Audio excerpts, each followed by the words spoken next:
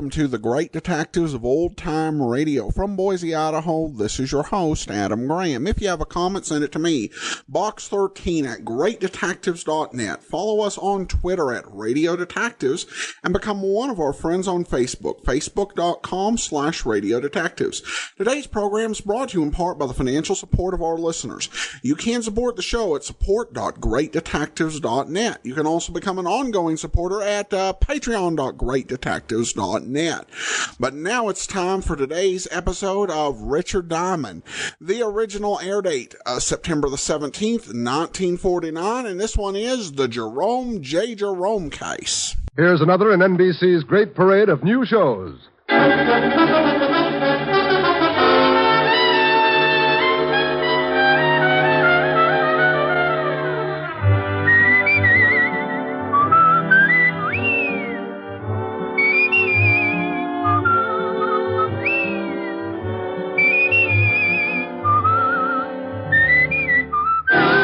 Now, Dick Powell as Richard Diamond, private detective.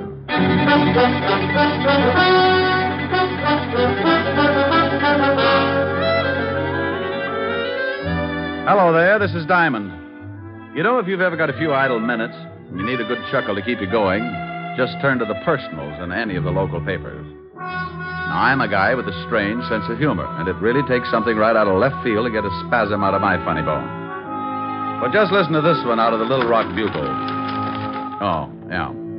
Bachelor, sincere young man, 4 feet 10, 190 pounds, handsome, out of work for a year, desires to meet woman who can straighten him out. See what I mean? If this guy does find a woman who can straighten him out, she'll probably do it with a flat iron. Oh, and get this one.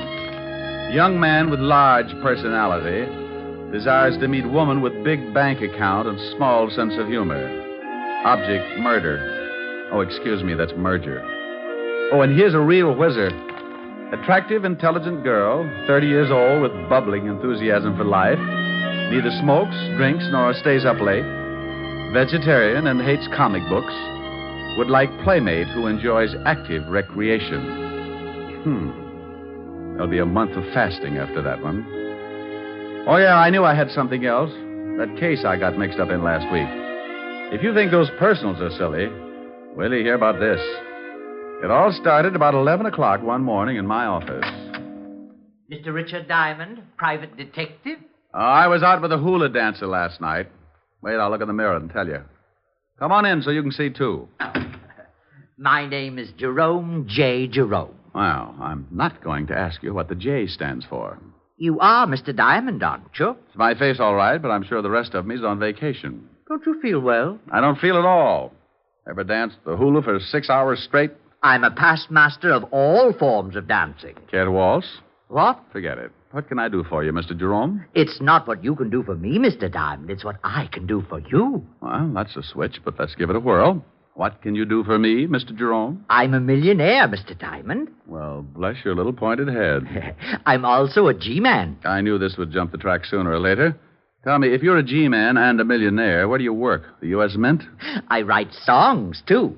By the light of the silvery moon, I want to... Mr. Jerome. Yes, did you like it? You didn't by any chance write Swanee River? No, I believe Stephen Foster wrote that. You don't say. Yes, he stole the melody from me. I think we'd better waltz after all. Oh, Mr. Diamond, that's ridiculous. I'm glad somebody noticed. But you take a good zippy foxtrot now.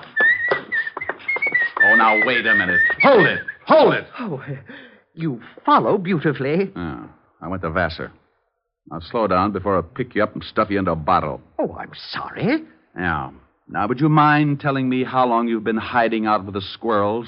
Squirrels? Oh, I have a mink farm. You should do well. Look, Mr. Jerome, I think maybe you better go soak yourself in some hot tar or something. I came here to do you a favor, Mr. Diamond, and I do not intend to leave until you hear me out. Oh, wow. Okay, what is it? You need a bodyguard. Operator, give me Bellevue. Mr. Diamond, please, there's no need to call Bellevue. Oh, stop being so narrow-minded. They'll give you a nice, quiet room, all by a little old lonesome. Well, go ahead and call them if you want to, but it will do you no good. Why not? They'll just think you're crazy. I'm on the staff there. Oh, yes, I should have known.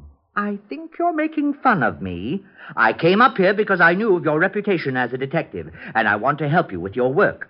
You get in trouble, don't you, all the time? Habitually. Well, I want to protect you. Now, that's nice, but I really don't need a bodyguard. Early stages of schizophrenia, also a slight persecution complex. Have you seen a good psychiatrist, Mr. Diamond? It's certainly a thought. Well, when do I start work? Well, you see, it's like this. I'm awfully sorry, but I have my own nutcracker. Oh, no. I mean as your bodyguard. I'm afraid the requirements are too tough. What are they? Well, first you have to find a freshly murdered corpse. It's kind of like a treasure hunt. Oh, I've got that. You got what? A freshly murdered corpse. That's one of the reasons I came up to see you.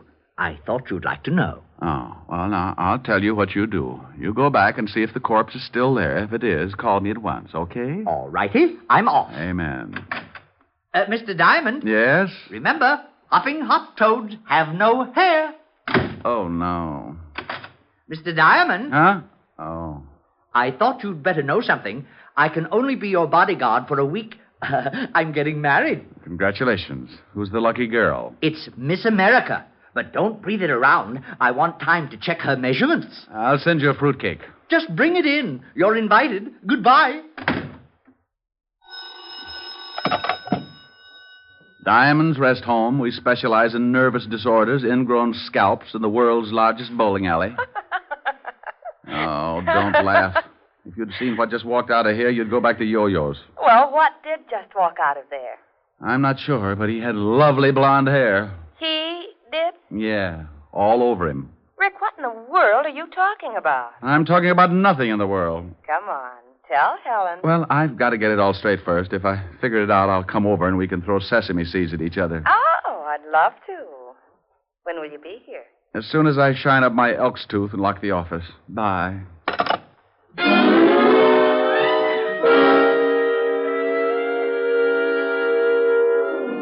Well, I usually get some screwy ones, but this one was the topper of the season.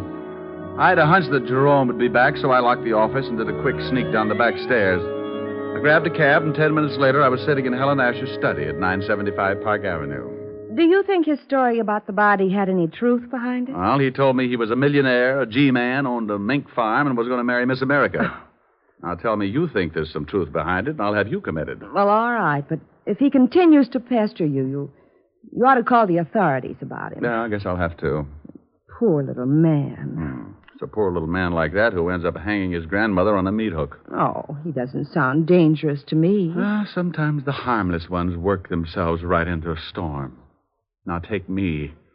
You'd never guess that somewhere in the back of my head a square knot is being tied. Rick, now stop that. See? You didn't know it, but at high noon I grow fangs and long claws. Now stop it. You do that every time a good-looking girl walks past. Rick. You complete idiot.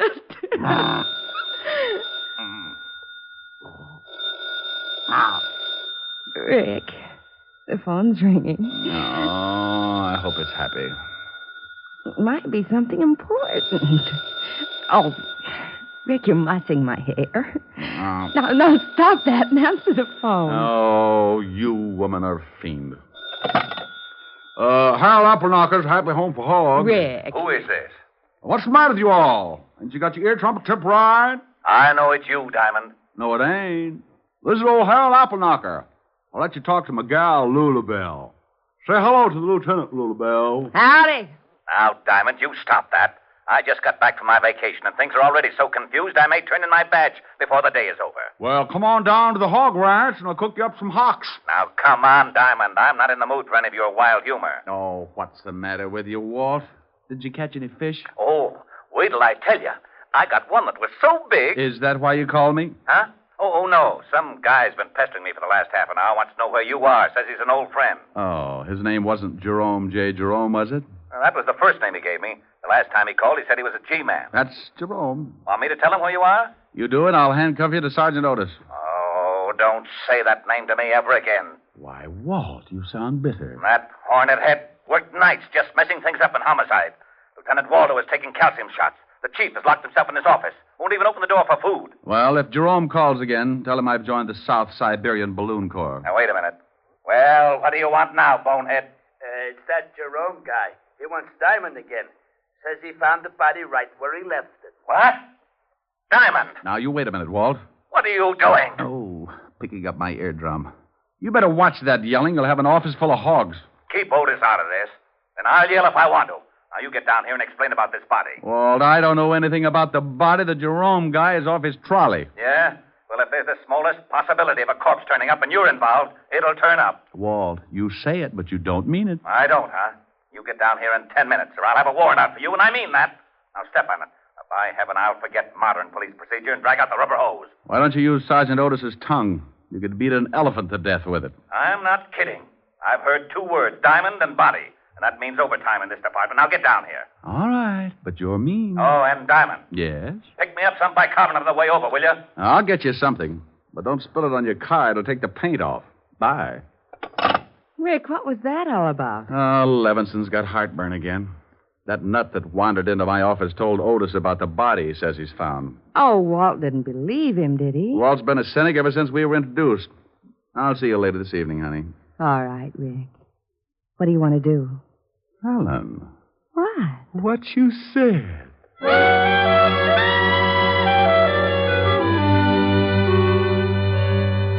I had a mental picture of Walt eating his way through his desk, so I got some bicarbonate at the drugstore and hurried over before he got to the wiring and shorted out the whole department. As usual, the king of the forest met me in the squad room. Well, you're in Dutch, Shamus. I guess you're right, Sergeant Otis. How about lending me your wooden shoes? Oh, what do you mean, wise guy? They ain't wood. And why do you use a crowbar instead of a shoehorn? Yeah, very funny. You better go on in. Lieutenant's liable to start breaking things. I hope he doesn't use his bare hands. Yeah? Why? Well, your head's liable to get in the way, and you'll be crippled for life. All right, Walt. Stop chewing on that desk. Here's your bicarbonate. What are you talking about? Now you listen to me, Diamond. That's like telling a man to turn up his hearing aid in a bombing. You can stop being cute. That guy, Jerome phoned just before you came in, and he sticks to his story about the body, but he won't tell us where he is. You don't really believe him, do you, Walt? He's nuts. Well, he did say something about playing quarterback for Notre Dame. But if you're mixed up in this, I can't take any chances. Oh, don't be an idiot, Walt. This little guy, Jerome, came waltzing into my office this morning and... Lieutenant. Oh, what is it? That guy Jerome's on the phone again. He wants to talk to Diamond. Rick, pick up that phone and find out about that body. Oh, now, come on, Walt. You can use the extension in here. Go on. I promise you'll be sorry. You pick it up and say hello. Not to this guy, you won't. You'll come back with hopping, hop toads have no hair or something. Hello, Jerome. Oh, Mr. Diamond. Good. I've been trying to get you for some time. The body's here, all right. Where, Jerome? Can anyone hear? No, Jerome. Well, I thought maybe they had the line tapped. They do that, you know. Yes, Jerome. Now, where are you? I'm at the Osterham place. And if you don't want this corpse, I'm calling in Hawthorne of the death squad. Jerome, please. Now, where are you? The Osterham place on 74th Street. I'll be right over, and don't let the corpse get away. Oh, it won't. I'm sitting on it. Oh. Well, did you find out where he is? Oh, he said the Osterham place on 74th Street. What the devil's that? The Osterham place? That's old man Osterham's home. You know, the eccentric old millionaire that died last year? Oh, how did Jerome get in? It's been turned into kind of a museum. The old boy had quite a collection of rare antiques, and when he died, he left the house to the city as sort of a showplace. You mean he's open to the public? Yeah. Wow, well, let's go. Jerome's probably found a mummy for us. On the way over, I told Walt about Jerome's sweet little visit in my office, and the lieutenant was all for stopping off for a straitjacket. When we got there, we looked out of the squad car at an old 3-story brownstone. But more interesting was the sign that hung from the door. Closed Saturdays. And you guessed it. It was Saturday. We got out of the car and went up. Well, don't just stand there. Try the door. I'm with you. Got an axe? Ring the bell. If Jerome's in there, he'll probably answer. Oh, anything to make the police force happy. Mr. Diamond. What is that? That is Jerome over in the window. You will have to climb in here. Come on, Walt. We can't do that. Who's that with you, Diamond? This is Lonely Levinson, Jerome. He collects bodies. Oh, good. He'll just love this one. Climb in. Coming on? Oh, go ahead. If there's a corpse in there, it's in the line of duty. I'll give you a boost. I can make it. What you read, old fat berry? You shut up. There. All right, Red Heart, you're next. Up and away! I'm glad to see you both. I was getting tired of sitting around with her. The conversation was so one-sided. Sitting around with who? Her. Rick. Yeah. Do I qualify, Mr. Diamond? Young girl. Been dead quite a while. Jerome. Yes, boss. Oh, Ricky, how you found her? Well, this room is supposed to be sealed up. Sealed up? Yes, the building is a museum. Not a very good one. I have much better things in my apartment. We're losing him. Jerome, how you found her? Oh. Well, when the building is open to the public, they take you on tours. When we passed this room, we noticed it was sealed. I asked why, and the guard said it was because the late Mr. Osterham had stipulated in his will that the rest of the house could be shown, but not this room. It was his private study. And he said if he ever wanted to come back, he didn't want a lot of people cluttering it up. Who broke it in? I did. You did? Don't they have burglar alarms in this museum? Mr. Diamond, Lonely Levinson has an extreme case of supersensitivity. Does he always snap like that? Only when he hasn't been fed.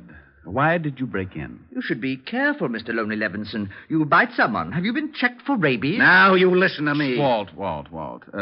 Jerome, why did you break in? Well, it's perfectly obvious. When the guard told me the story, I played along with him. Of course, I knew it was just a trick to throw me off. Of course. Oh, would you mind turning your head? It's much better if you just chew on that curtain. Well, I waited until they closed the place. Then I came back, jimmied this window, and found the body. Then I came to you, Mr. Diamond. Simple? Oh, sure. Rick, what are you doing? Oh, just looking at the dead girl. Come here. Did you find something? Yeah. Got on an anklet. Name is, strike a match, will you? Oh, wait a minute. There. Oh, Adelaide.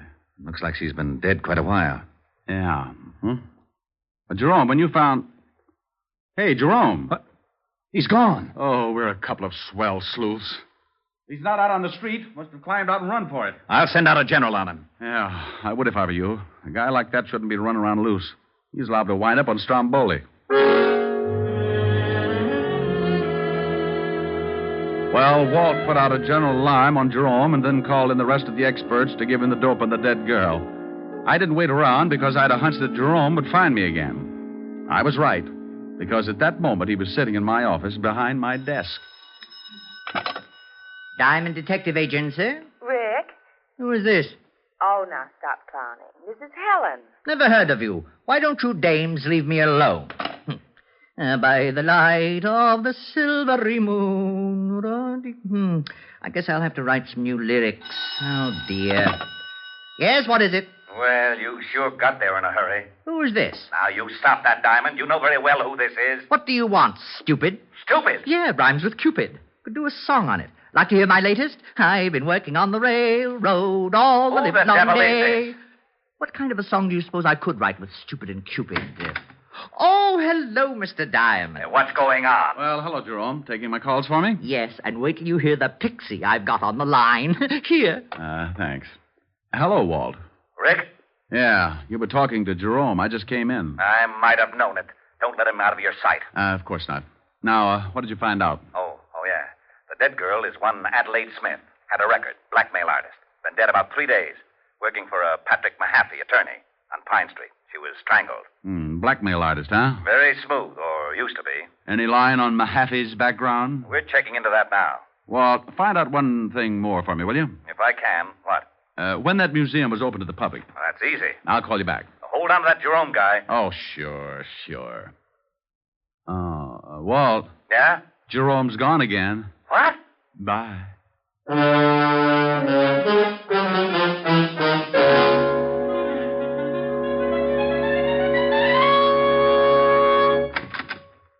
Sorry to bust in, but you seem to be missing your secretary. Come in. My secretary just walked out the other day. I haven't had time to get another from the agency. Are you Patrick Mahaffey? Yes. What can I do for you? Was your secretary's name Adelaide Smith? Why, yes. How did you know? Oh, from the police. They just put a tag on her down at the morgue.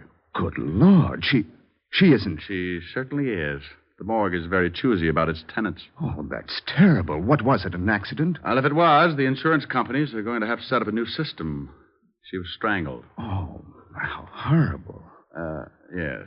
You're an attorney, aren't you, Mr. Mahaffey? Why, yes. Are you from the police? I just left them. What kind of an attorney? Why, just general law. Ever do anything you could be blackmailed for? What? Why, of course not. Ever have any business with the Osterham estate? No. No, I never handled any of the Osterham business. Why? Oh, nothing. I'll see you later, Mr. Mahaffey.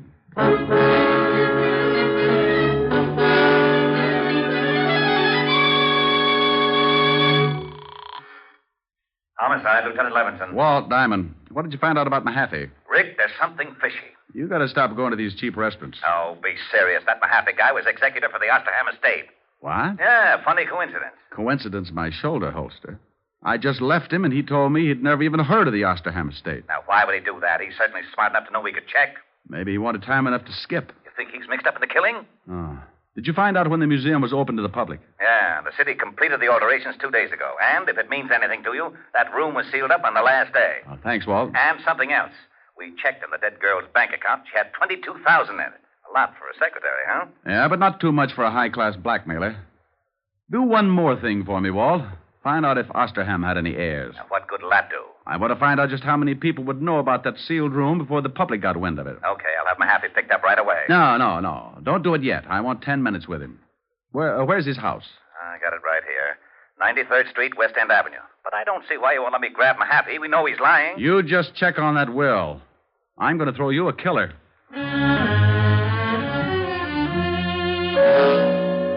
I left the phone booth and headed for West End Avenue and Patrick Mahaffey's residence. Strangely enough, it was on the west side of town. And when I got there, I spotted a green sedan in front of the house. I started up to the front door, and Mahaffey met me halfway. He had a suitcase, and he was in a hurry. Oh, it's you. Your memory's getting better. Come on, you don't want to leave right now. Let's go back inside. But I have to catch a plane. I'm leaving town on business. Oh, I'll bet you are. Let's go. Now, wait just a minute. You have no legal right. Do I have to show you my biceps? Well, all right, but make it brief. I'm late as it is. Now, just what is this all about? I thought you said you didn't have any business with the Osterham estate. Why, that's right. I checked. Oh. Just exactly what was your capacity? Well, I handled the incomes on the trust account. I was also the executor of the will. You wouldn't be handling it now, would you? When Mr. Osterham died and I executed his will, my job was done. Were there any heirs? 2. Neither of them were able to hear the reading. Who did hear it? Just an official from the city. Why weren't the heirs present? Because one of them couldn't be found. The other one was in a kennel. In a kennel? A cocker spaniel. He received $10,000. Oh, I bet he rolled right over on his back. Who was the other heir? Mr. Osterham's nephew. He hasn't been heard from in 10 years. He went to France to study hat designing, but hat jobs were very scarce, so he just vanished. He was rather eccentric. Oh. Now we come to the jackpot question. What you got in the bag? What? You look a little green. Open it up. Now, look, you can't do this to me. It's against the law. Where's your warrant? I got a fistful of them, see? Oh. All right. There. Dump it out. But I've got to catch a plane. If I dump all this... Dump it out. Well. Yes. It's a lot of money, isn't it? Sure is. Isn't it lovely? Well, I'm glad you like it. Go ahead. Take half. I was hoping you wouldn't say that. Why not? Because I'll hate myself for the next 2 years. Put it back in the bag and let's go. But I'm offering you $100,000. You must be a fool. Oh, this is a very elementary deduction. Come on, you can figure it out in Sing Sing. I don't think so. You should have looked in my pocket, too. Oh, I hope that's an old pipe you're pointing at me. I hate to disappoint you. It's a 38. Now you're turning green. Now, you better answer it. It's the police, and they know I'm here. All right, but you say one thing wrong, and I'll have to shut you up permanently. Yes? Is Diamond there? Yes. Let me talk to him. All right. You were right. It's for you. Go ahead, talk to him. But I warn you again. Hello? I'm getting tired of dialing. Everything all right? Just dandy. What did you find out? There were 2 heirs, and get this. One of them was a... Cocker Spaniel. Yeah, how did you know? What else? Well, that guy Mahaffey's a crook. We checked and found out that there's only about $10,000 left in the trust fund. The bank says Mahaffey had power of attorney, and he'd drawn out about $200,000. You got him there with you? Yeah, but it's all in the way you look at it. Oh, it's like that, huh? See if you can stall him. There ought to be a prowl car nearby. Goodbye, Walt. Did you get the information you wanted? Yeah, you killed the girl. Probably because she found out you were dipping into the till. You paid her $10,000 and got her over to the museum and strangled her. I took the money, yes. But you're just guessing about the murder. No one else but you knew about that closed room until after it was sealed and the public was told. The girl was killed the day before the room was sealed. You figured she'd never be found, but a little guy named Jerome Jerome went in and found the body. And if I'm right, little Jerome is really the missing heir. Impossible. Wasn't the museum rigged with a burglar alarm? Yes? Well, we found Jerome inside and the window open. He'd climbed in, but the alarm hadn't gone off. Simple. A member of the family might still have a key. He found the alarm and disconnected it. I don't believe it. But you must, Mr. Mahaffey. What? No, it can't be. Oh. Well, you really throw a beautiful left jab, Mr. Diamond. Oh, thanks for turning his head, Jerome. Now, would you mind telling me something just to sort of clear things up a little? You mean, am I really cracked? No. Like Mr. Mahaffey said, just a little eccentric. You see, I found out the money was missing, so I looked up the girl. She told me for $20,000 she'd show me the thief. She told me to meet her at the museum that night and the thief would be there. When I got there, she was dead. Well, I knew I couldn't solve the case myself, and if anyone found out who I really was, I might be held. So I became Jerome Jerome and hired Richard Diamond. Correction, I was not hired. Correction again. You'll receive a very substantial check as soon as the estate is settled. And thank you. Thank you. Oh, you might do me one more favor. If you know anyone who would like to buy a hat, I have got some dillies. I'll speak to Hedda Hopper in the morning.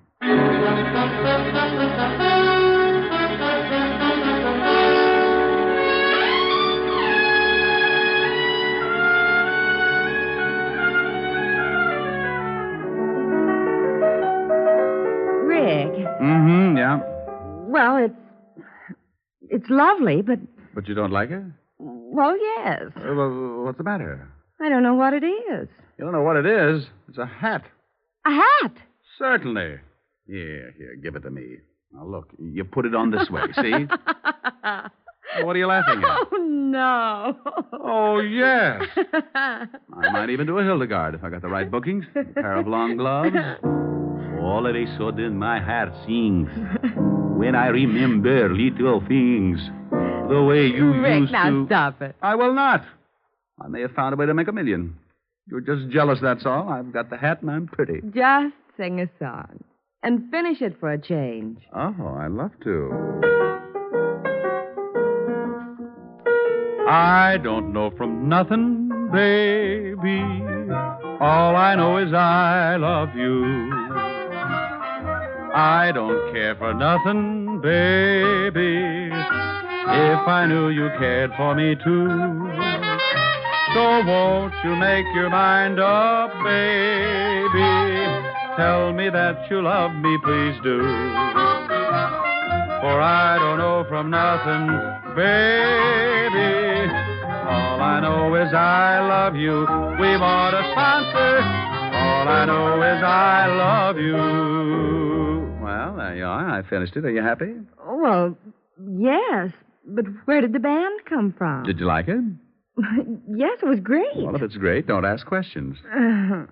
Thank you, Von Monroe. Honey, the name is Diamond. Oh, Mr. Monroe, I just love your record. No, baby, the name is Diamond. Mr. Monroe, ever since the first time I heard you sing, Come here, I want to tell you something.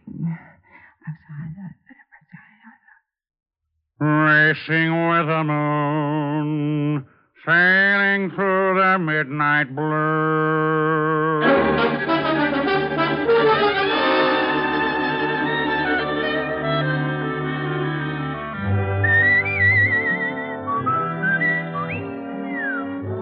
You have just heard Richard Diamond, Private Detective, starring Dick Powell. Helen was played by Virginia Gregg.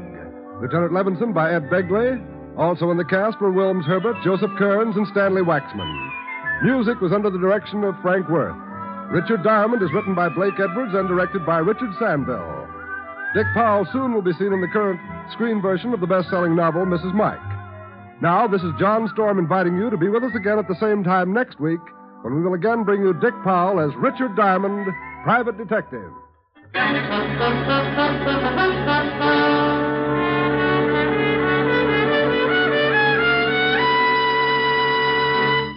You don't have to go to Alabama. You don't have to eat ham hocks and butter beans. All you have to do is enjoy Phil Harris and his ever-loving wife, Alice Faye, when they return to NBC tomorrow.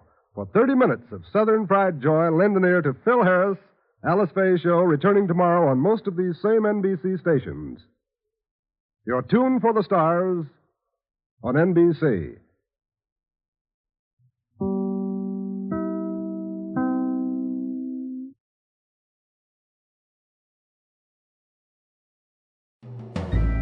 This is Andrea J. Graham, author of the Web Surfer series. Oh, and a Madam's Wife. You're listening to The Great Detectives of Old Time Radio.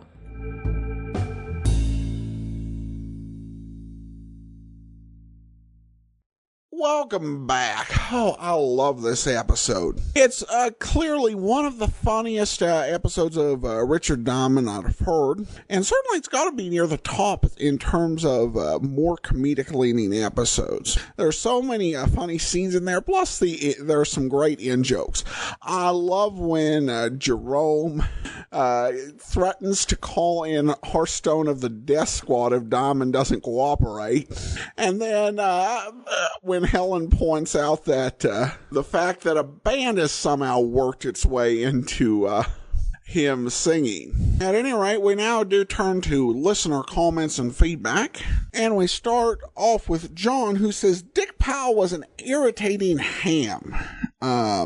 Michael comments that Dick Powell's a riot, and Joe says of Richard Diamond, one of the best radio shows ever. If you never heard any, you should take a listen. Indeed, I think that, all right, well, there you go. That'll do it for today. Join us back here tomorrow for Boston Blackie.